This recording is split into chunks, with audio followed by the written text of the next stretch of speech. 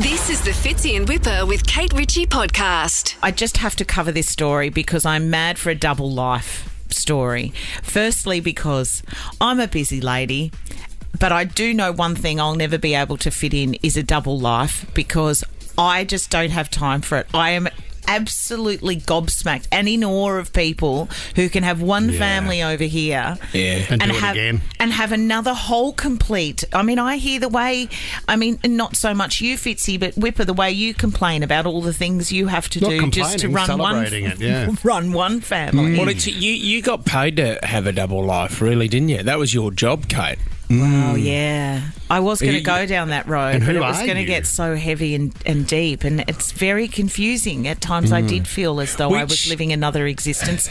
Am I waking up in my bed in Campbelltown and going to school, or am I changing the sheets in the caravan park today? I don't know. Which one was more complicated?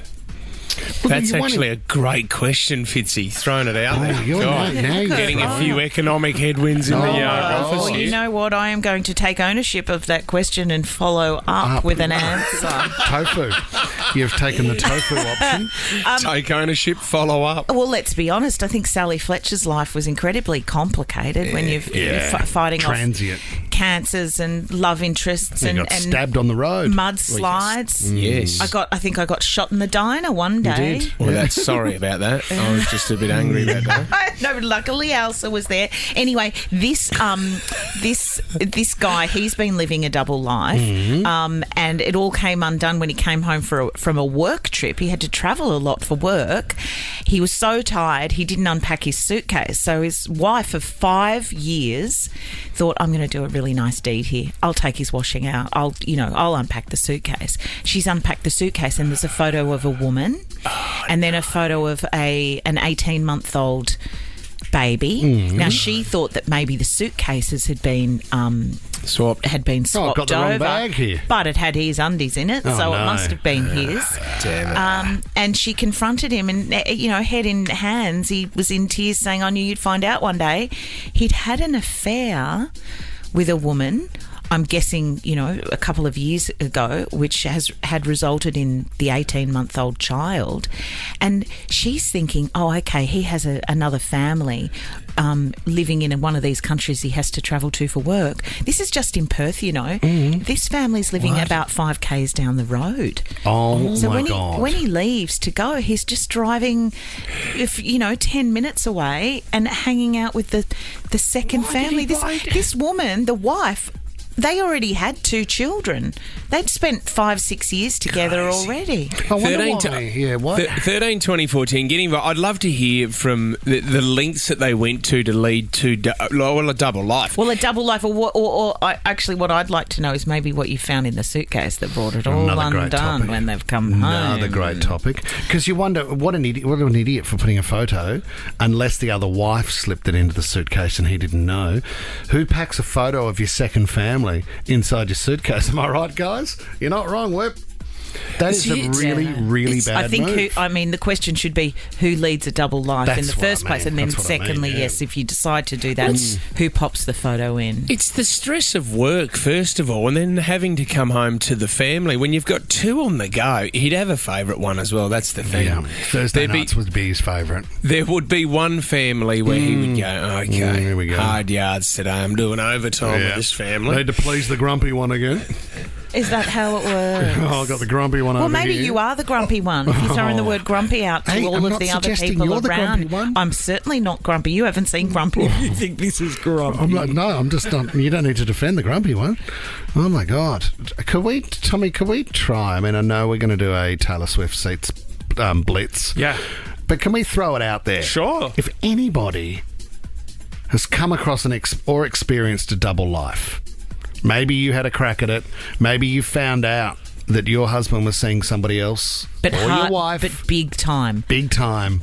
Like, oh my God, there's a knock at the door. Who's here? Oh, it's the Balinese family that we Fellas. didn't know about. We can keep you anonymous as well because, but let's be honest. I mean, a majority of the time it is the bloke, isn't it? That's always on the road working. He's got two lives on the go. The FIFO. Yeah, I'd love to hear how draining is it. We can keep you anonymous. We can change your name. I don't know how you can manage it.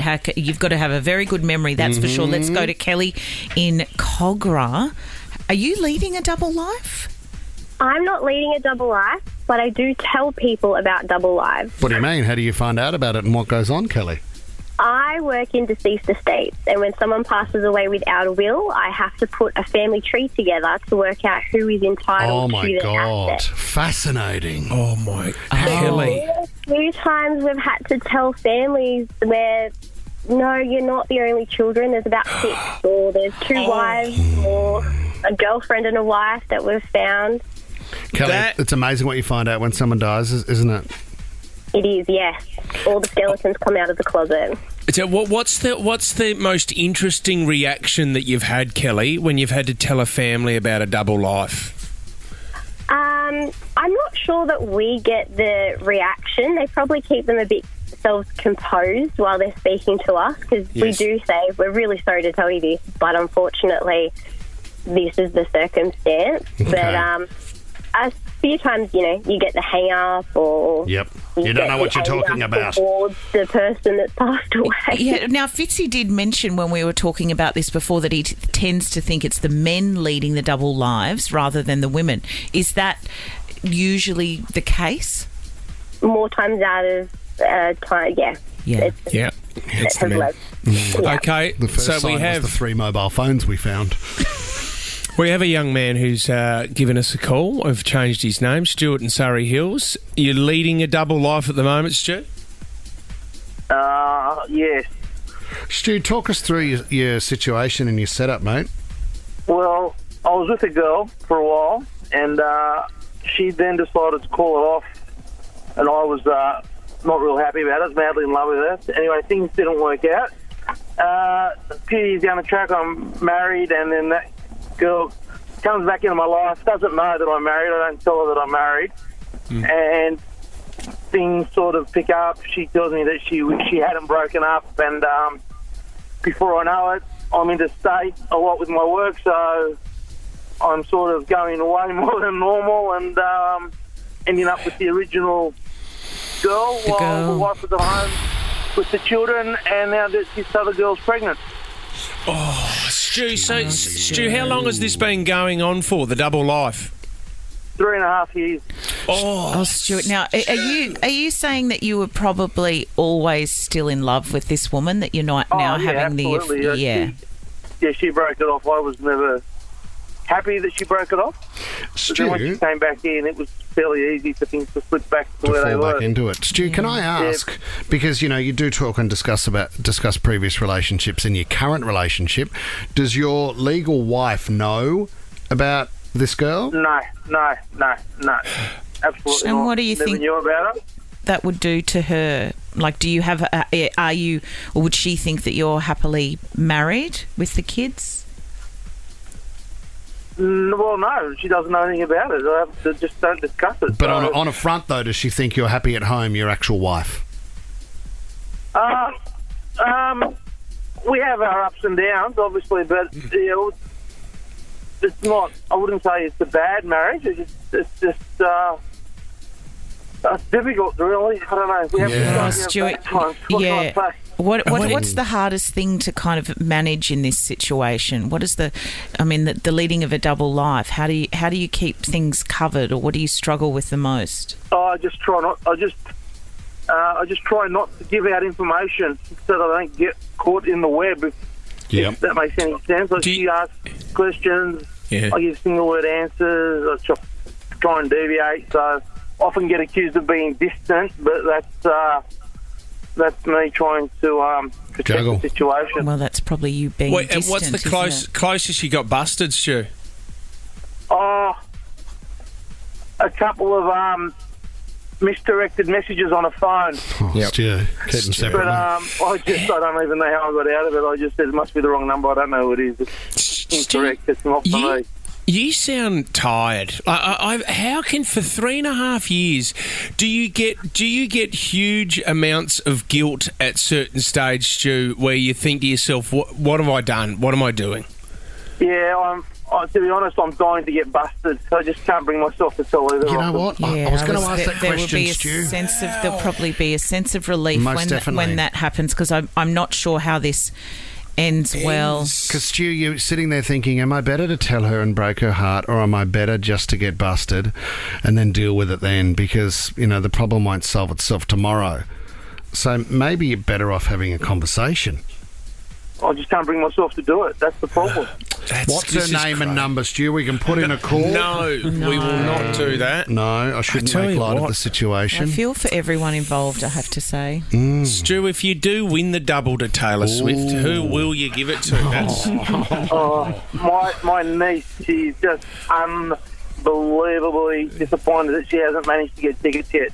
Okay. He's already made his decision there. Okay, thanks, Stewart. It's, Wow, what a story. I can't believe... I'm stressed. Like, Stu he's past the point of no return. Yep. So he's said to himself, I want to get busted because I don't know how to handle this. I think it's really important he stands up and takes some ownership at this point. I agree. It is never going to be good, but you know what? You do it now, it's 3.5 years, and at least you can hang on to the fact that you decided to be honest, or we could be talking to Stewart, in another 3 years. It's just awful. Fits in Whipper with Kate Ritchie is a Nova podcast. For more great shows like this, download the Nova Player via the App Store or Google Play. The Nova Player.